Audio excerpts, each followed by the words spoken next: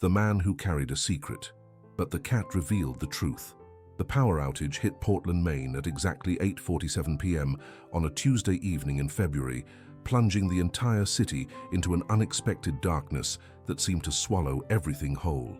Snow had been falling steadily since morning, creating a muffled silence that wrapped around buildings like a thick blanket. In the Riverside Apartments, a converted brick building from the 1920s, residents fumbled for flashlights and candles, their voices echoing through thin walls as they called out to check on neighbors. Elliot Marlowe didn't call out to anyone. At 60 years old, Elliot had earned a reputation as the stone man of the building. He was the neighbor who never answered when someone knocked, who averted his eyes in the hallway, who hadn't spoken more than a handful of words to another resident in the 3 years since he'd moved in. His tall, lean frame always seemed to fold in on itself when he walked, shoulders hunched forward, as if he were carrying an invisible weight. His gray hair, once meticulously styled during his corporate days, now hung slightly unkempt around a face marked by deep lines that spoke of sleepless nights and unspoken regrets. Tonight, as emergency lighting flickered weakly in the hallway, Elliot made his way carefully toward his apartment on the 3rd floor. His footsteps echoed against the worn wooden floors, each creak seeming unnaturally loud in the building's unusual quiet. He'd grown accustomed to these solitary walks, these moments when he could move through the world like a ghost, unnoticed and undisturbed. But tonight was different. As he passed the small storage room at the end of the hallway, he heard it. A soft, plaintive meow that seemed to cut through the darkness like a blade. Elliot stopped, his hand frozen on his apartment key. The sound came again, more insistent this time, followed by what sounded like scratching against wood. The storage room door, which he distinctly remembered the building superintendent locking months ago, stood slightly ajar. A thin wedge of deeper darkness beckoned from within, and with it came the musty smell of dust and damp wood, mixed with something else, something alive and in need. Elliot should have kept walking. In his carefully constructed world of isolation and routine, investigating strange sounds wasn't part of the plan. But something about that meow, desperate yet somehow dignified, made him pause. He pulled out his phone, using its weak flashlight to peer into the storage room. 2 amber eyes gleamed back at him from the darkness, unblinking and intense. They belonged to a cat, thin and clearly hungry, with dark grey fur and a distinctive white stripe that ran from its chest down to its belly. The animal sat perfectly still, as if it had been waiting for this exact moment, for this particular person to find it. "Hey there," Elliot whispered, surprising himself by speaking aloud. His voice sounded rusty from disuse, the words barely audible even to his own ears. The cat meowed again, a sound that somehow conveyed both vulnerability and an odd sort of authority. It didn't move toward him or away, just maintained that steady, almost human-like gaze that seemed to see right through all of Elliot's carefully constructed barriers. For a moment, that stretched longer than it should have. Man and cat regarded each other in the dim light. Elliot's rational mind catalogued all the reasons he should walk away. The building's strict no-pet policy, the complications that would arise from taking in a stray, the disruption it would cause to his ordered, solitary existence. But something deeper than logic was stirring in his chest, something he'd thought he'd successfully buried years ago. "You shouldn't be here," he said softly, though whether he was speaking to the cat or to himself wasn't entirely clear. The cat stood then, moving with a fluid grace despite its obvious hunger, and took a single step toward him. In that gesture, Elliot saw something that made his breath catch. Not submission or desperation, but choice. The animal was choosing him, in this moment, in this darkness, as surely as if it had knocked on his door and introduced itself. Against every instinct that had kept him safe and separate for 3 years, Elliot found himself reaching out. The cat allowed itself to be lifted, its body surprisingly warm and solid in his arms. It was lighter than it should be, all angles and bones beneath its dull coat, but it settled against his chest with a trust that felt both humbling and terrifying. "Just for tonight," Elliot murmured as he carried the cat toward his apartment, "just until the power comes back and I can figure out what to do with you." His apartment, usually a sanctuary of careful order and muted colors, felt different with another living presence in it. The cat, he found himself thinking of it as male, though he couldn't say why, explored the space with quiet confidence, padding across hardwood floors that rarely heard footsteps other than Elliot's own measured pace. Elliot watched as the animal investigated his living room, noting how it paused at certain spots. The leather armchair by the window where he never sat because it had been Martha's favorite, the closed door to his home office where boxes of memories gathered dust, the kitchen table where he ate his solitary meals while staring at his phone instead of the empty chair across from him. It was as if the cat could see the invisible map of his avoidances, the carefully choreographed dance he performed every day to move through his life without truly living it. "I don't have cat food," Elliot said, opening his refrigerator and feeling foolish for explaining himself to an animal. But those amber eyes followed his every movement with an attention that felt remarkably like listening. He found some leftover chicken from yesterday's dinner and placed it in a shallow bowl on the kitchen floor. The cat approached with dignity intact, eating slowly and deliberately, rather than devouring the food as Elliot had expected. There was something almost ceremonial about it, as if the animal understood that this simple act of accepting food was actually accepting something much larger. As the cat ate, Elliot found himself really looking at his apartment for the first time in months. The walls were bare except for a single framed photograph of the Portland headlight, chosen more for its impersonal beauty than any emotional connection. His furniture was practical and anonymous, pieces selected not for comfort, but for their ability to fade into the background. Even his books were arranged with mathematical precision on shelves that looked more like a display than a collection built over a lifetime. This was the space of a man who had forgotten how to live rather than simply exist. The cat finished eating and looked up at him expectantly. Without really thinking about it, Elliot found himself moving toward the hall closet, pulling out an old blanket that still carried the faintest trace of Martha's perfume. He folded it into a makeshift bed near the heating vent, then stepped back, unsure of himself. "I guess you'll need a name," he said, the words feeling strange and warm in his mouth. "At least for tonight." The cat settled onto the blanket with a soft purr that seemed to fill the apartment with a sound Elliot hadn't realized he'd been missing. As he watched, a name came to him as clearly as if someone had whispered it in his ear. Quill, like the writing implement, sharp and purposeful, designed to leave its mark. "Quill," he said aloud, testing the name. The cat's ears perked up, and those amber eyes fixed on him with what looked remarkably like approval. Later, as Elliot lay in his bed listening to the soft sounds of another living creature in his space, the gentle padding of paws, the quiet scratch of grooming, the rhythmic purr that seemed to pulse in time with his own heartbeat, he told himself this was temporary.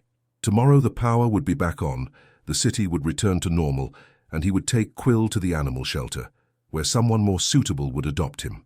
But even as he made these practical plans, Elliot found himself lying awake longer than usual, not from his customary insomnia born of regret and isolation, but from a strange sense of anticipation he couldn't quite name. For the first time in 3 years, the silence in his apartment didn't feel oppressive. As sleep finally began to claim him, Elliot's last conscious thought was how odd it was that he'd given the cat a name associated with writing when he himself hadn't written anything meaningful in years. The irony might have made him smile, if he could still remember how. In the morning, everything would change. But tonight, in the darkness that had brought them together, a man who had forgotten how to hope and a cat who seemed to remember everything began the delicate process of saving each other. Morning light filtered through Elliot's curtains with the pale, hesitant quality that February brought to Maine, casting long shadows across his apartment floor. He woke to find Quill sitting perfectly still on the windowsill, silhouetted against the grey sky like a piece of living sculpture. The cat's presence wasn't jarring or intrusive. Instead, it felt as natural as if he'd always been there, a missing piece that had finally found its way home. The power had returned sometime during the night, bringing with it the familiar hum of appliances and the distant sounds of the city waking up. But something fundamental had shifted in the quiet space of Elliot's apartment, something that had nothing to do with electricity and everything to do with the steady amber gaze now watching him with patient curiosity. "Good morning," Elliot said softly, his voice still rough with sleep. The words felt foreign on his tongue. When was the last time he'd had reason to greet anyone in the morning? Quill meowed once, a sound that somehow managed to convey both acknowledgement and expectation. The cat jumped down from the windowsill with fluid grace and padded toward the kitchen, pausing to look back at Elliot as if to say, "Well?" Aren't you coming? As Elliot prepared breakfast, scrambled eggs for himself, another small portion of yesterday's chicken for Quill, he found himself talking to the cat in a way that surprised him. Not baby talk or the exaggerated cooing he'd observed other pet owners use, but actual conversation, as if Quill were a thoughtful companion rather than an animal dependent on his care. "I should call the shelter this morning," he said, placing the bowl on the floor. "See if anyone's reported you missing. You're clearly not a stray. Too well-mannered, too trusting." He paused, watching Quill eat with the same deliberate dignity he'd shown the night before. "Though I suppose if you had a proper home you wouldn't have been locked in that storage room." The words hung in the air, and Elliot realized he was hoping no one would claim this cat. The thought should have alarmed him. It went against every carefully constructed boundary he'd built around his life. Instead, it felt like the first honest thing he'd acknowledged in months. After breakfast, as Elliot sat at his kitchen table with coffee and the morning newspaper spread before him, Quill surprised him by jumping onto the table and settling directly on top of the local news section. Not sprawling carelessly like most cats might, but positioning himself with clear intention, covering a particular article about community events and local volunteer opportunities. "Off the table," Elliot said mildly, but made no move to remove him. There was something about the way Quill had chosen that exact spot, covering those specific words, that felt less like coincidence and more like commentary. The cat began to purr, a sound that vibrated through the newspaper and into Elliot's consciousness, like a gentle massage for his chronically tense shoulders. For the first time in years, he found himself reading the paper not as a way to pass time, but as a window into the community he'd been living beside rather than within. The Riverside Community Center was hosting a weekly coffee hour for seniors. The Portland Public Library needed volunteers for their literacy program. St. Catherine's Church was organizing care packages for homeless individuals. Each announcement represented a dozen opportunities for connection that Elliot had been carefully avoiding, preferring the safety of his self-imposed exile. Before we continue with the story, I want to ask you for something very special. Please subscribe to the channel, give this video a like, and leave a comment. Every single action makes a difference and helps our project grow. "Martha always said I should get involved," he murmured to Quill, who opened one amber eye and regarded him with what looked like encouragement. "She used to drag me to church potlucks and neighborhood meetings, said it was good for me to be around people." The memory of his late wife brought the familiar ache to his chest, but today it felt different somehow. Less like a wound being torn open, and more like an old injury being gently stretched. Painful, but necessary for healing. Martha had been dead for 4 years now, and Elliot had spent all that time treating her absence like a prison sentence rather than a call to honor her memory by living the kind of life she'd believed in. Around 11 o'clock, a sharp knock at his door interrupted these dangerous thoughts. Elliot's body went rigid with the old familiar anxiety that human contact brought him. Through the peephole, he could see Mrs. Henderson from the apartment next door, holding an envelope and wearing the determined expression of someone who wouldn't be easily dismissed. "Mr. Marlowe?" Her voice carried through the door. "I know you're in there. We need to talk about the animal situation." Elliot's heart sank. Of course someone had heard Quill during the night, or noticed him in the window. The building's no pet policy was strictly enforced, and Mrs. Henderson served as the unofficial enforcer of all building rules. He looked back at Quill, who had moved to sit directly in a patch of sunlight, looking for all the world like he belonged there. "Just a moment," Elliot called out, his mind racing through possible explanations or excuses. But when he opened the door, Mrs. Henderson's expression wasn't the stern disapproval he'd expected. Instead, she looked almost concerned. "I saw you yesterday evening," she said without preamble, "carrying something up to your apartment during the blackout. And I've been hearing sounds, not loud, mind you, but sounds, like maybe someone who's been alone too long finally has some company." Elliot started to deny it, but something in her tone made him pause. Margaret Henderson was 73 years old, had lived in the building longer than anyone else, and had the reputation of a woman who didn't miss much. But there was a gentleness in her weathered face that he'd never noticed before. "I know what the lease says about pets," she continued, lowering her voice, "but I also know what it's like to live in these walls day after day with nothing but your own thoughts for company. Sometimes the rules need to bend a little for the sake of sanity." Before Elliot could respond, Quill appeared at his feet, moving past him to sit directly in front of Mrs. Henderson. The cat looked up at her with those penetrating amber eyes, and something remarkable happened. The elderly woman's stern expression melted entirely. "Oh my," she whispered, crouching down to offer her hand for Quill to sniff. "Aren't you a distinguished gentleman? Look at those eyes, like he's been waiting his whole life to meet the right person." The cat accepted her greeting with dignity, even allowing her to stroke his head once before returning to Elliot's side. The message was clear. He was friendly but already belonged somewhere. "What's his name?" Mrs. Henderson asked, standing up with a soft smile. "Quill," Elliot answered, surprised by how easily the name came out. Like a writer's quill. How fitting. She studied Elliot's face with new interest. "You have the look of someone who used to write." "Am I right?" The question caught him off guard. He hadn't thought about writing in years, hadn't wanted to think about it. "I used to write reports. Business communications. Nothing creative." Mrs. Henderson didn't look convinced. "Well, Quill here might have other ideas about that. Animals have a way of bringing out parts of ourselves we thought we'd lost." She handed him the envelope she'd been carrying. "This came to my box by mistake. Postal Service gets our numbers mixed up sometimes, but maybe it wasn't really a mistake. Maybe some things find their way to us exactly when we need them." After she left, Elliot examined the envelope with growing unease. It was addressed to him, but at his old address across town, the house he'd shared with Martha, which he'd sold immediately after her funeral because he couldn't bear to stay there alone. The return address made his hands tremble. Portland Children's Hospital, Child Life Services. Inside was a letter dated 3 weeks ago, forwarded multiple times before finding its way to him. "Dear Mr. Marlowe, we are reaching out regarding the children's writing workshop you used to volunteer for here at the hospital. We know it's been several years since you were last involved, but we're hoping you might consider returning. The children often ask about Mr. Elliot, who told the best stories, and we have several young patients who could really benefit from your unique gift for helping them find their voices through writing. We understand that you experienced a personal loss, and we want you to know that there's no pressure.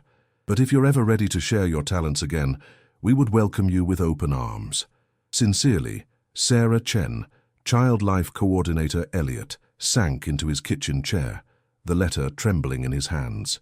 He'd completely forgotten about the hospital program, or rather, he'd deliberately forgotten it, along with everything else that had connected him to the world before Martha's death. The writing workshops had been Martha's idea, her way of encouraging him to use his communication skills for something meaningful, rather than just corporate presentations. For 2 years, he'd spent every Saturday morning at the hospital, helping children aged 8 to 16 write stories and poems about their experiences, their fears, their hopes. Some were long-term patients dealing with chronic conditions. Others were there for surgery or treatment. All of them had stories to tell, and somehow Elliot had found the key to helping them tell those stories with honesty and courage. He'd stopped going the day Martha was diagnosed with pancreatic cancer. Told himself it was temporary, that he'd return once he got through the crisis of her illness and treatment. But after she died, the thought of facing those brave children while drowning in his own grief had seemed impossible, so he'd simply disappeared, offering no explanation or goodbye to the kids who had looked forward to their weekly sessions with him. Quill jumped onto the table and sat directly on top of the letter, just as he'd done with the newspaper earlier. But this time his weight seemed to press the words deeper into Elliot's consciousness, rather than hiding them. "I can't," Elliot whispered to the cat. "I can't go back there. I wouldn't know what to say to them." Quill began to purr, a sound that seemed to vibrate with something like compassion. The cat's amber eyes held Elliot's gaze steadily, and in that moment, it felt as though another living being was truly seeing him, all of him, including the parts he'd been trying so hard to hide from himself. The afternoon passed quietly, with Quill exploring the apartment while Elliot attempted to return to his normal routine. But normal felt different now. The silence that usually comforted him felt expectant instead of peaceful. Every corner of his apartment seemed to hold possibilities rather than just furniture and shadows. Around 4 o'clock, as winter light began to fade, Quill did something that stopped Elliot cold. The cat had been investigating his home office, the room Elliot rarely entered, except to pay bills or file papers. Suddenly there was a crash, followed by the distinctive sound of papers scattering across the floor. Elliot rushed to the doorway and found Quill sitting calmly beside his desk. where he'd apparently knocked over a box that had been balanced precariously on a stack of other containers. Photos were scattered across the floor, pictures from the hospital workshops, images of children holding up handwritten stories, group shots of young writers beaming with pride after sharing their work. In the center of the scattered photos lay something Elliot had forgotten existed, a spiral notebook with his name written in Martha's careful handwriting on the cover. He picked it up with shaking hands and opened to the first page, where Martha's words greeted him like a voice from beyond. "For my brilliant husband, who has always known exactly what to say to help others find hope, even when he struggles to find it for himself. The children at the hospital need your stories, but more than that, you need their reminder of why stories matter. Don't let grief steal this gift from you, or from them. Love always, M." The notebook was filled with story ideas, writing prompts and exercises he'd developed for the hospital program. Page after page of creative inspiration, all forgotten in his determination to shut out anything that reminded him of the life he'd lost. Quill meowed softly and rubbed against his legs, a gesture that felt like comfort and encouragement rolled into one. As Elliot knelt on the floor, surrounded by photos of smiling children and holding Martha's final gift to him, he realized that the cat hadn't knocked over the box by accident. Nothing about Quill seemed accidental. The animal had been systematically revealing things, guiding him toward connections he'd been avoiding, memories he'd buried, possibilities he'd rejected. Like a gentle but persistent therapist with fur and whiskers, working to dismantle the walls Elliot had built around his heart. That evening, as they shared dinner, a proper meal this time, with actual cat food Elliot had purchased during a quick trip to the corner store, he found himself telling Quill about the hospital program. How nervous he'd been the first day, how the children's resilience had humbled him, how Martha would sit in the hospital cafeteria during his workshops, reading a book and smiling, because she knew he was doing what he was meant to do. "She always believed I had stories in me," he said, watching Quill clean his whiskers with careful precision. "But I think she was wrong. I think I was just good at helping other people find their stories." Quill finished grooming and fixed Elliot with that penetrating stare, head tilted slightly as if considering this statement. Then, with deliberate purpose, the cat walked to the scattered notebook and photos, sat down directly on top of them, and began to purr. The message was unmistakable. These stories, these connections, these possibilities weren't finished with him yet. As night fell over Portland and the apartment settled into comfortable quiet, Elliot realized that for the first time since Martha's death, he wasn't dreading tomorrow. He wasn't exactly looking forward to it either. That would take more healing than one day with a cat could provide, but the crushing weight of another identical day, stretching ahead of him, had lifted slightly. Quill had claimed the armchair by the window, Martha's chair, and was settling in for the night with the satisfied air of someone who had accomplished important work. Watching him, Elliot felt something shift in his chest, like a door that had been locked for years suddenly creaking open just a crack. Tomorrow, he would have to make some decisions about Quill's future, about the letter from the hospital, about whether he was ready to stop hiding from the world. But tonight, listening to the steady purr of a cat who had somehow known exactly what he needed, Elliot allowed himself to imagine that healing might actually be possible.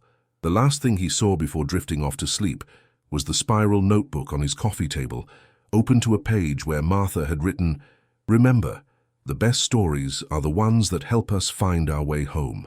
The morning of Elliot's third day with Quill brought an unexpected visitor. Dr. Sarah Chen from Portland Children's Hospital stood in the hallway outside his apartment, her small frame bundled in a winter coat that made her look younger than her 40-something years. Through the peephole, Elliot could see her checking apartment numbers, clearly uncertain she had the right address. He hadn't called the hospital back. The letter had been sitting on his coffee table for 2 days now, moved repeatedly by Quill, who seemed determined to keep it visible no matter where Elliot tried to hide it. Each time he'd reached for his phone, his courage had failed him. What could he possibly say to explain his years of absence? "Mr. Marlowe," Dr. Chen's voice was gentle but persistent. "I know this is unexpected, but I was in the neighborhood and thought I'd take a chance on finding you home." Elliot opened the door reluctantly, immediately aware of how he must look, unshaven, wearing a wrinkled sweater he'd slept in, his hair uncombed. Dr. Chen's smile was warm and professional, the kind that put anxious parents at ease during difficult conversations about their children's care. "I'm sorry to bother you at home," she said. "I sent that letter weeks ago and never heard back. I was starting to worry that maybe it hadn't found you." "It found me," Elliot said quietly. I haven't known how to respond." Before Dr. Chen could reply, Quill appeared at Elliot's feet, moving forward to greet the visitor with his characteristic dignity. The cat allowed her to stroke his head once before returning to Elliot's side, a gesture that somehow conveyed both welcome and protective loyalty. "What a beautiful cat," Dr. Chen said, her smile becoming more genuine. "I don't remember you mentioning having a pet before." "I didn't. He's new." Elliot found himself stepping aside to let her enter, a decision that surprised him. "Would you like some coffee?" As he prepared coffee with shaking hands, Dr. Chen settled into his living room, her presence somehow making the space feel both smaller and more alive. Quill positioned himself strategically between them, not as a barrier, but as a bridge, his calm presence seeming to ease the tension that crackled in the air. "The children still ask about you, Doctor," Chen said, accepting the mug he offered. "Particularly Maya Rodriguez. She's 15 now, been with us on and off for 3 years dealing with leukemia. She keeps a story you helped her write in her hospital bag. Says it reminds her that she's the author of her own life, not just a patient." The words hit Elliot like a physical blow. Maya had been one of his most dedicated students, a quiet girl with enormous brown eyes who had initially claimed she had nothing interesting to write about. He'd worked with her for months, helping her discover that her experience as a young Latina navigating both illness and adolescence was exactly the kind of story that needed to be told. "How is she?" he asked, his voice barely audible. "Strong, stubborn, currently in remission but facing another round of maintenance treatment." Dr. Chen's expression grew more serious. "She's been asking if she could write you a letter. I told her I'd try to find a way to get it to you." She reached into her purse and pulled out an envelope, decorated with hand-drawn flowers and stars. Maya's name was written in the corner in purple ink, surrounded by tiny hearts. Elliot's hands trembled as he accepted the letter. Inside, Maya's familiar handwriting filled 2 pages. "Dear Mr. Elliot, I hope you remember me. I'm the girl who used to say I didn't have any stories worth telling. You kept telling me I was wrong, and you know what? You were right. I'm 16 now and still fighting the cancer, but I'm also doing other things too. I started a blog about being a teenage patient, and it has over 500 followers. I'm applying to colleges, with backup plans for if treatment interferes, like you taught me. I even have a boyfriend now. His name is Marcus, and he thinks my scars are beautiful. But here's the thing, Mr. Elliot. I learned how to tell my story because you showed me how. You taught me that being sick doesn't make me broken. It makes me experienced. You said my perspective was valuable, and I believed you because you never lied to us about the hard stuff. So I have to ask, where is your story now? I know something sad must have happened, because you loved those workshops and you just disappeared. But running away from your story doesn't make it go away, it just makes it lonelier. Whatever happened, I bet you could write about it in a way that would help other people who are going through the same thing. That's what you taught us to do, remember? Turn our pain into something that connects us to other people instead of isolating us. I miss our Saturday mornings. The other kids do too. But mostly, I'm worried about you. Please come back, or at least write to me so I know you're okay. Love, Maya Rodriguez, P.S. I'm attaching a story I wrote last month. It's about a teacher who forgot he was supposed to keep teaching. Maybe you'll recognize him." By the time Elliot finished reading, tears were streaming down his face. Quill had moved to sit directly beside his chair, close enough that his warmth pressed against Elliot's leg, like a reminder that he wasn't alone. Dr. Chen waited patiently, her own eyes moist as she watched him process Maya's words. "She's not the only one," she said softly. "We have kids who've been asking about you for years. They don't understand why their favorite writing teacher just vanished." "I couldn't," Elliot whispered. "After Martha died, I couldn't face them. How could I tell them to be brave and find hope when I felt so hopeless myself?" "Maybe," Dr. Chen said gently, "that would have been exactly what they needed to hear. That adults struggle too. That grief is real and difficult, but it doesn't have to be the end of the story." Before we continue with the story, I want to ask you for something very special. Please subscribe to the channel, give this video a like, and leave a comment. Every single action makes a difference and helps our project grow. Quill jumped onto Elliot's lap then, something he'd never done before. The cat settled in with a deep purr, his amber eyes fixed on Elliot's face with an expression that seemed to echo Maya's words. Running away from your story doesn't make it go away. Doctor. Chen stayed for another hour, sharing updates about other children Elliot remembered, describing new programs the hospital had implemented, carefully avoiding any pressure about his return. But her very presence was a bridge back to the world he'd abandoned. And with Quill purring in his lap, Elliot found himself asking questions he'd been afraid to ask. After she left, promising to tell Maya he'd received her letter and was working on a response, Elliot sat in his living room, holding the envelope that contained Maya's story. The title, written in her careful cursive, was The Teacher Who Forgot How to Remember. The story was about a man who had helped many students find their voices, but had lost his own when tragedy struck. In Maya's telling, the teacher had become so afraid of his own pain that he'd forgotten his students were counting on him to show them that adults could face difficulty with courage and honesty. The story ended with the teacher realizing that his students needed him not in spite of his grief, but because of it, because real healing required someone who understood what it meant to be broken. It was, unmistakably, a story about him. That afternoon, something shifted in Elliot's routine.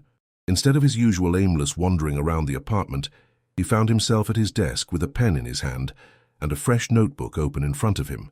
Quill had claimed his customary position on the windowsill, but every few minutes the cat would look over at him with what seemed like encouragement.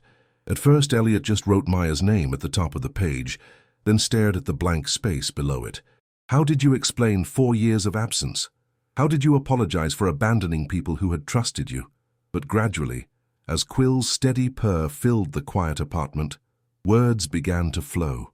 Dear Maya, I do remember you. How could I forget the girl who told me she didn't have any stories, then proceeded to tell me the most compelling story I'd ever heard about courage and determination. I remember the day you shared your piece about what it felt like to lose your hair during chemo, and how the entire room was silent, because you'd managed to put something into words that every person there had felt, but couldn't express. You're right that something sad happened.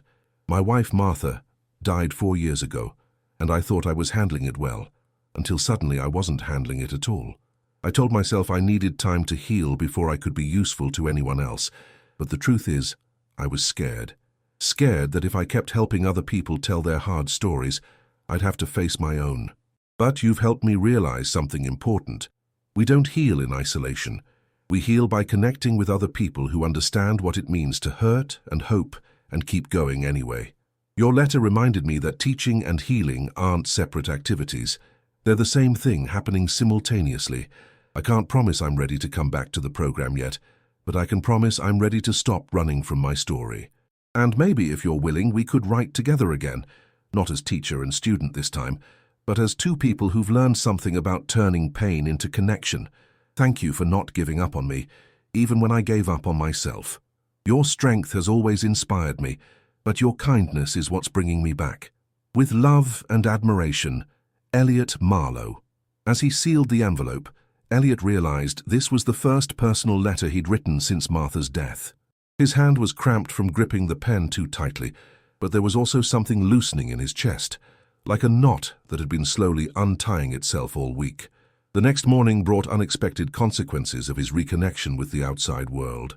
Mrs. Henderson knocked on his door around 10 o'clock, accompanied by a woman Elliot didn't recognize, younger, maybe 40, with kind eyes and paint-stained fingers.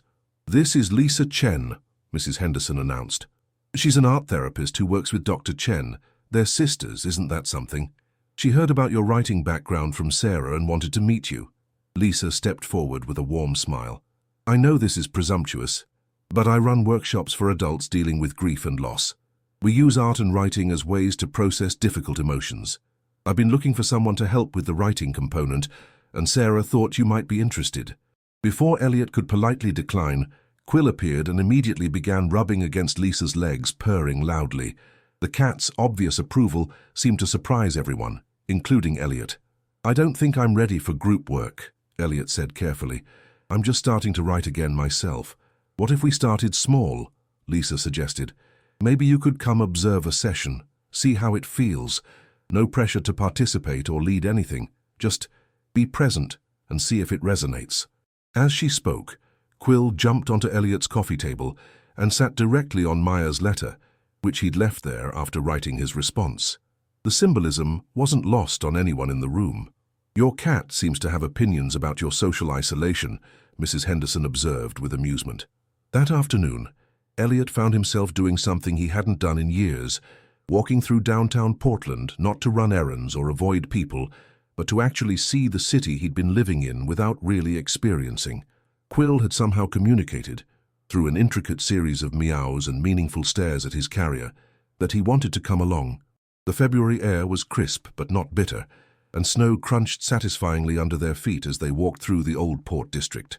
Quill rode in his carrier with the dignified air of a seasoned traveler, occasionally making soft chirping sounds at passing dogs or interesting smells. Elliot had intended this to be a short walk, maybe 20 minutes to clear his head before returning to the safety of his apartment, but Quill had other ideas. Every time Elliot started to turn back toward home, the cat would meow insistently and stare pointedly in another direction, as if he had a specific destination in mind. They ended up at Monument Square, where the Portland Public Library's main branch stood like a beacon of warm light against the grey afternoon. Elliot hadn't been inside the library since Martha's death. It had been one of their favourite places to spend Saturday afternoons, browsing different sections and sharing discoveries over coffee in the small cafe. "I can't go in there," Elliot murmured to Quill. "Too many memories." But the cat was making increasingly urgent sounds, and several people were starting to stare at the man having a conversation with his pet carrier in the middle of the sidewalk. Before Elliot could lose his nerve entirely, a familiar voice called his name. "Elliot Marlowe, is that really you?" He turned to see Janet Williams, the children's librarian who had coordinated with him years ago when he'd done occasional storytelling sessions for the library's summer reading program. She was older now, her hair more silver than brown, but her smile was exactly as warm as he remembered. "Janet," he said, surprised by how glad he was to see her. "I didn't know you were still working here." 23 years and counting," she said, then noticed the cat carrier. "And who's this handsome fellow?" "This is Quill," Elliot said, feeling slightly ridiculous but somehow lighter at the same time. "He's been encouraging me to get out more." Janet laughed, the sound carrying genuine delight. "Smart cat. We could use more people like him around here." Her expression grew more serious. "I heard about Martha. I'm so sorry, Elliot. She was a lovely woman." The familiar ache rose in his chest, but this time it felt manageable, like a weight he was learning to carry rather than one that was crushing him. "Thank you. She loved coming here with me." "I know she did. She used to brag about your hospital work, how proud she was of the way you connected with those kids." Janet paused, studying his face with gentle concern. "Are you still writing?" "I'm starting to," Elliot said, surprised by his own honesty. "It's been a difficult few years. Would you like to come in? Just for a few minutes? I'd love to show you some changes we've made to the children's section, and I think Quill might enjoy meeting our resident library cat, Hemingway." Something about Janet's easy acceptance of both him and his grief made the prospect less terrifying than it should have been. Inside the library, the familiar smell of books and the soft sounds of people reading and working felt like coming home to a place he'd forgotten he loved. Hemingway turned out to be an enormous orange tabby who served as the library's official greeter. When Elliot opened Quill's carrier, the two cats regarded each other with the careful politeness of diplomats, then proceeded to ignore each other completely in the way that somehow indicated mutual respect. "We've started a new program," Janet said as they walked through the children's section. "Writing circles for people dealing with major life transitions, divorce, retirement, loss. Nothing too structured, just a safe space for people to put their experiences into words. The facilitator moved away last month, and we've been looking for someone to take over."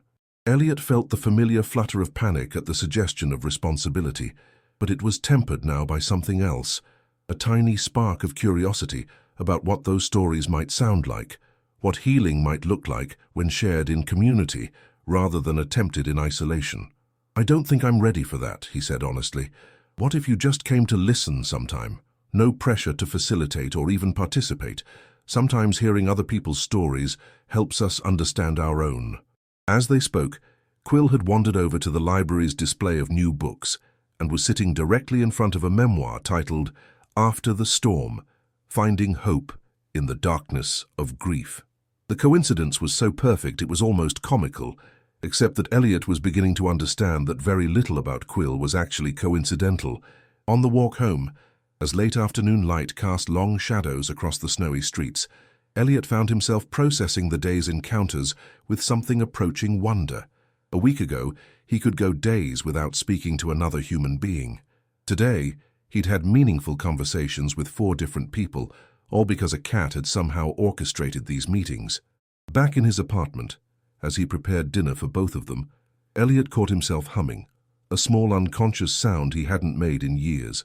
Quill sat nearby, cleaning his fur with the satisfied air of someone whose important work was progressing according to plan. That evening, Elliot did something he'd been avoiding for months. He called his sister in California. Patricia was 3 years younger and had been trying to maintain contact despite his increasing withdrawal from family connections. The conversation was awkward at first, full of careful questions and deflected concerns, but gradually it settled into something approaching normalcy. "You sound different," Patricia said near the end of their call, "more present somehow. Have you been talking to someone? A therapist, maybe?" Elliot looked at Quill, who was sprawled across his lap in a position that somehow managed to be both completely relaxed and alertly attentive to the conversation. "You could say that," Elliot said. "I've been getting some help processing things. Someone who's very good at listening and helping me see patterns I've been missing." It wasn't exactly a lie, though it probably wasn't the answer Patricia was expecting. After they hung up, Elliot sat in the gathering darkness of his apartment, not rushing to turn on lights for the first time in months. With Quill's warm weight in his lap and the echo of human voices, Janet's enthusiasm, Dr. Chen's gentle persistence, Patricia's relief at hearing him sound engaged with life again, filling the space that had been silent for so long, the apartment felt less like a hiding place and more like a home base. Tomorrow, he would mail Maya's letter. He would also, he decided, call Lisa Chen about observing one of her grief workshops. Not because he was ready to dive back into helping others heal, but because Quill had taught him something important. Healing happened in connection with others, not in isolation from them. As he prepared for bed, Elliot realized the crushing weight of another identical day wasn't hanging over him anymore. Instead, there was anticipation, not overwhelming excitement, but a quiet sense that tomorrow might bring something unexpected and worthwhile. For the first time in 4 years, that felt like enough. The Portland Community Arts Center occupied a converted warehouse in the city's eastern waterfront district, its brick walls and large windows giving it the kind of industrial warmth that made creative work feel both grounded and expansive. Elliot stood outside the building on a Tuesday evening in March, Quill's carrier in his hand, and his heart beating faster than the short walk from the parking area should have warranted.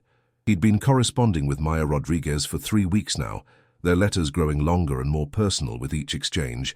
She'd shared stories about her treatment, her college applications, her complicated relationship with Hope when faced with an uncertain future. In return, he'd found himself writing about Martha, about the weight of survivor's guilt, about the slow process of learning to live with loss rather than being consumed by it. But letters were safe. Letters could be written in private, revised, carefully considered before sending. What Lisa Chen had invited him to observe tonight was something entirely different. Real people sharing real stories in real time with all the messiness and vulnerability that live human connection required. "We don't have to do this," he murmured to Quill, who was watching the people entering the building with alert interest. "We could go home, order Chinese food, spend the evening reading." Quill responded with a soft chirp that somehow managed to convey both understanding and gentle encouragement. Through the carrier's mesh window, those amber eyes held Elliot's gaze with the same steady confidence they'd shown that first night in the storage room. "Trust the process," the look seemed to say. "Trust that you're stronger than you think." Inside the building, the scent of fresh coffee and the sound of quiet conversations created an atmosphere that felt more like a neighborhood gathering than a therapy session. Lisa Chen spotted him immediately and approached with the kind of smile that put nervous people at ease. "I'm so glad you decided to come," she said, then crouched down to greet Quill through the carrier window. "And you brought your co-therapist, I see." The room was arranged in a loose circle of comfortable chairs, with easels and art supplies arranged along the walls. About 12 people had gathered, ranging in age from their 30s to their 70s, their faces carrying the particular mix of openness and wariness that characterized people who had chosen to be vulnerable in community. Lisa introduced Elliot simply as a friend who's exploring whether our group might be a good fit, which he appreciated for its lack of pressure or expectation. He settled into a chair near the back, Quill's carrier beside him, and tried to blend into the background, but Quill had other plans. Within minutes of the session beginning, the cat started making soft, conversational chirping sounds that weren't quite disruptive, but were definitely noticeable. Several group members glanced over with curious smiles, and when Lisa suggested that Elliot might want to let Quill out of the carrier, since he seems to want to participate, Elliot found himself releasing his companion into the room. What happened next was extraordinary. Quill moved through the circle like a four-legged therapist, spending a few minutes with each person, seeming to sense exactly who needed his presence most. He settled longest beside Margaret, a woman in her 60s who was struggling with the recent loss of her husband of 40 years, and next to James, a young man whose hands shook slightly as he shared his experience of losing his job and his sense of identity simultaneously. Animals have a way of reading our emotional state, Lisa observed, as Quill positioned himself strategically in the center of the circle. They respond to things we're feeling, but might not be expressing directly. As the session progressed, Elliot found himself drawn into the stories being shared, despite his intention to remain a passive observer. Margaret's description of the crushing silence in her house reminded him viscerally of his own first months of grief. James's account of feeling like a stranger to himself resonated with Elliot's own experience of losing his professional identity when he retired early after Martha's death. But it was Sarah, a woman about Martha's age who was caring for her mother with dementia, whose story broke something open in Elliot's chest. "The hardest part," Sarah said, her voice steady but her hands trembling as she stroked Quill's fur, "isn't the big dramatic moments. It's the small losses that pile up day after day. Yesterday, Mum forgot my name for the first time. She looked at me like I was a stranger who had wandered into her house uninvited." The group sat in respectful silence, the weight of Sarah's experience settling over them like a shared embrace of sorrow. It was Lisa who spoke first, her voice gentle but curious. "What did you do in that moment?" "I told her my name," Sarah said simply. "I said, 'Hi, Mum, I'm Sarah, your daughter, and I love you.' And she smiled and said, 'Oh, how nice to meet you, dear.' Like I was someone she was genuinely happy to encounter."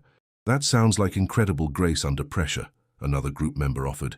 "It didn't feel graceful, it felt like drowning." Sarah's laugh was shaky but genuine. "But I realized later that maybe that's what love looks like sometimes, showing up even when the person you love can't remember why you matter to them." Something in Sarah's words hit Elliot like a physical blow. He thought about Maya and the other children at the hospital, how they'd continued to ask about him even after he'd disappeared from their lives without explanation, how they'd remembered him fondly even when he hadn't had the courage to remember them at all. Before he realized what he was doing, Elliot found himself speaking. "I used to work with children at the hospital," he said, his voice rusty but clear, "writing workshops for kids dealing with serious illness. I stopped going after my wife died because I thought I didn't have anything useful to offer people who were struggling. But listening to you, Sarah, I think maybe I had it backwards. The room's attention focused on him, but it didn't feel judgmental or pressuring. These were people who understood the courage it took to speak difficult truths aloud. I thought I needed to have my grief figured out before I could help anyone else," Elliot continued. "But maybe the kids needed to see that adults struggle too, that grief is real and difficult, but that we can still show up for each other even when we're broken." Lisa nodded encouragingly. "What would it mean for you to show up now, knowing what you know about grief and healing?" The question hung in the air, and Elliot felt Quill's warm weight settle across his feet like an anchor. Around the circle, faces reflected his own experience back to him. The fear of being vulnerable, the risk of caring about people you might lose, the daily choice to remain open to connection despite knowing how much it could hurt. "I think," Elliot said slowly, "it would mean being honest about the fact that healing isn't linear, that some days are harder than others, and that's okay. That maybe the most helpful thing I can offer isn't answers, but companionship in the questions." After the session ended, several group members approached Elliot to share their own stories of loss and recovery. Margaret told him about her husband's love of writing poetry, how she'd found notebooks full of his verses after he died, but hadn't had the courage to read them yet. James mentioned that he'd always wanted to try writing as a way of processing his career transition, but didn't know where to start. "You should think about joining us regularly," Lisa said, as people began to leave. "Not as a facilitator necessarily, but as a participant. I think you'd find that your professional experience and your personal journey could be really valuable to this community."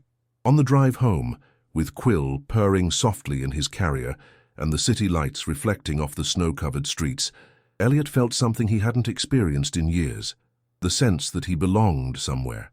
Not because he had all the answers or because his grief was resolved, but because he was willing to sit with difficult questions in the company of other people who were doing the same hard work of healing.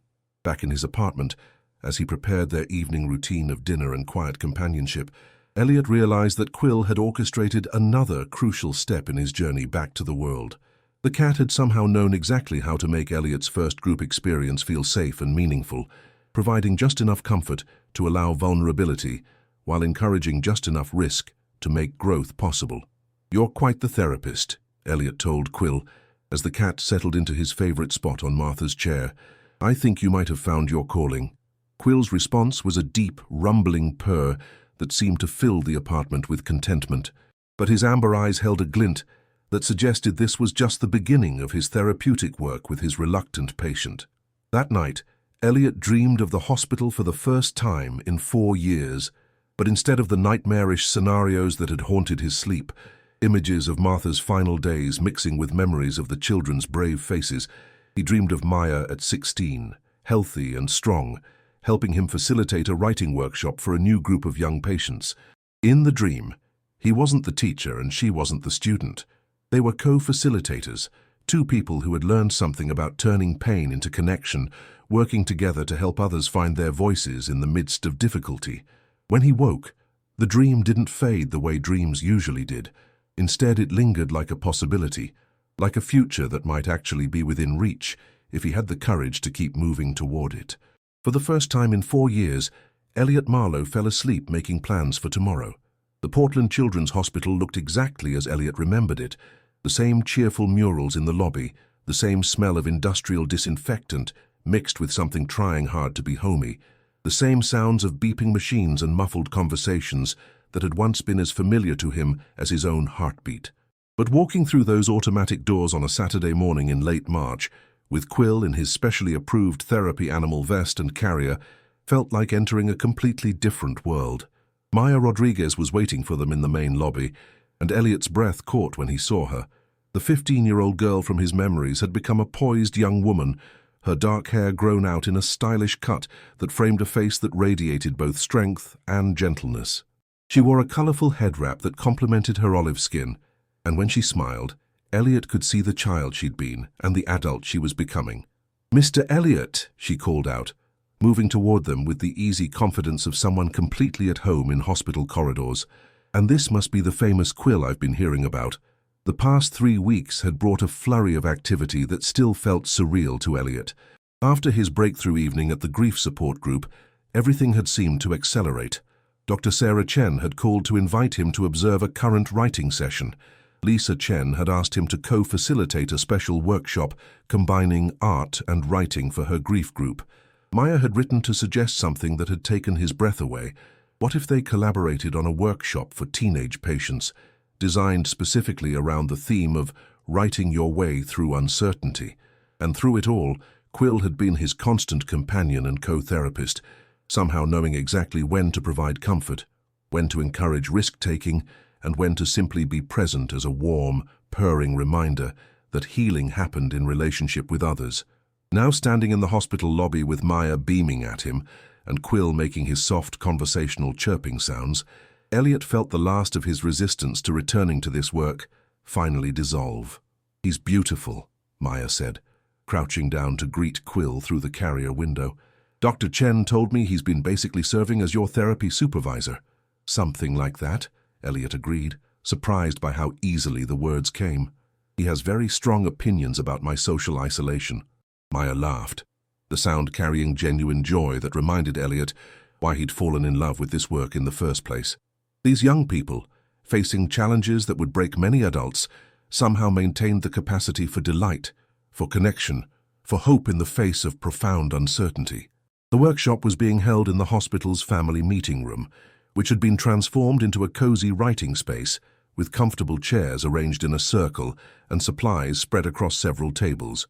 8 teenagers were gathered there, ranging in age from 13 to 17, all current patients dealing with various long-term conditions.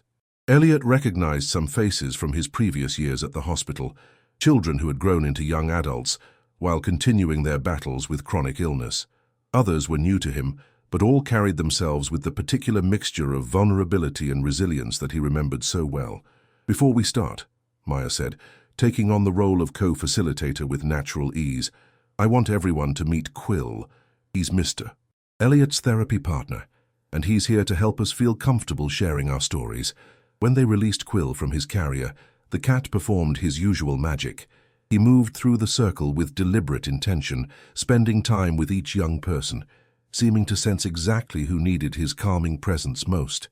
He settled longest beside Alex, a 13-year-old boy who was clearly nervous about the writing component of the workshop, and next to Zoe, a 16-year-old girl whose hands showed the telltale signs of recent chemotherapy treatments. "Today we're going to explore the idea of writing through uncertainty," Elliot began, his voice steadier than he'd expected it to be. "All of us here know what it's like to face questions without clear answers, to live with situations we can't control or predict." He paused, looking around the circle at these brave young faces, and felt something shift inside his chest. This wasn't about him having all the answers anymore. This was about creating space for shared exploration, for mutual support, for the kind of authentic connection that could only happen when people were willing to be honest about their struggles. "I want to start by sharing something with you," he continued. 4 years ago, I stopped coming to the hospital because I was dealing with my own kind of uncertainty. My wife was sick, and then she died, and I felt like I didn't have anything useful to offer people who were struggling. I was wrong about that. The room was completely quiet, the kind of attentive silence that indicated deep listening. What I've learned, partly from letters with Maya and partly from working with a grief support group, is that we don't help each other by having all the answers. We help each other by being willing to sit with difficult questions together. Maya picked up the thread seamlessly. "So today we're going to write about the questions we're living with, not to answer them, but to explore what it feels like to carry them and what we've learned about ourselves while learning to live with uncertainty." What followed was 2 hours of the kind of deep, authentic sharing that Elliot had forgotten was possible.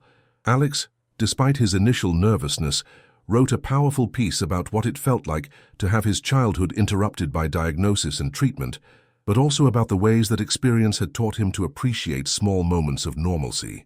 Zoe shared a poem about hair loss that was simultaneously heartbreaking and hilarious, capturing the absurdity of grieving for follicles while fighting for her life. And Maya, his former student who had become his co-teacher, read a piece that left everyone in the room quiet with recognition. The thing about living with uncertainty is that it teaches you the difference between hope and expectation. Expectation says, "This is what should happen." Hope says, "I'm going to keep showing up for whatever does happen." Expectation breaks your heart. Hope makes it bigger. Throughout the session, Quill moved through the group like a furry meditation teacher, providing comfort during difficult moments and somehow sensing when someone needed encouragement to share their work. His presence transformed what could have been a clinical therapeutic exercise into something that felt more like a gathering of friends, supporting each other through life's challenges. After the formal workshop ended, several of the teenagers lingered to continue conversations. Elliot found himself talking with Alex about the difference between writing to process emotions versus writing to communicate experiences to others. Maya was helping Zoe brainstorm ideas for a blog about teenage cancer experiences. The room buzzed with the kind of creative energy that emerged when people felt truly seen and heard.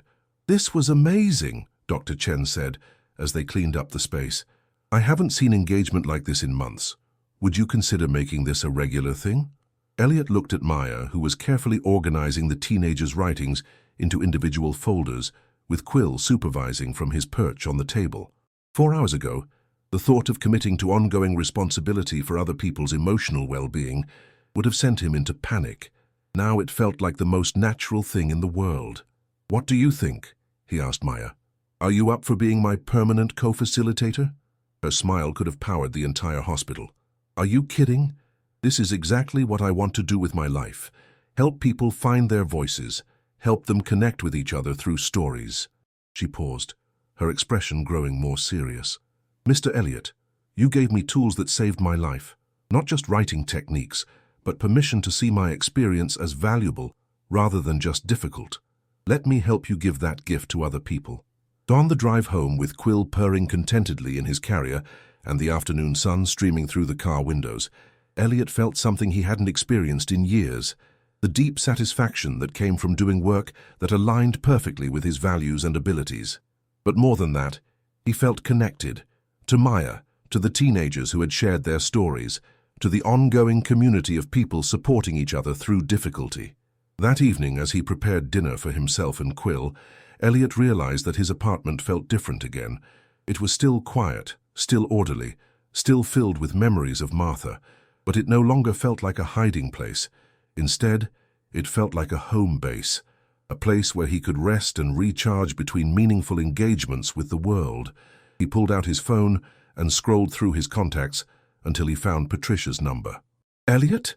His sister's voice carried surprise and pleasure. "2 calls in 1 month, should I be worried?" "Actually, I think you should stop worrying," he said, settling into his chair with Quill immediately claiming his lap. "I wanted to tell you about some changes I've been making." He told her about Quill, about the grief support group, about returning to the hospital and discovering that his broken places were exactly what equipped him to help other people navigate their own brokenness. Patricia listened with the kind of attention that told him she was hearing not just his words, but the change in his voice, the return of something she'd thought he'd lost forever. "You sound like yourself again," she said softly when he finished. "Not the person you were before Martha died, but the person you were always meant to become."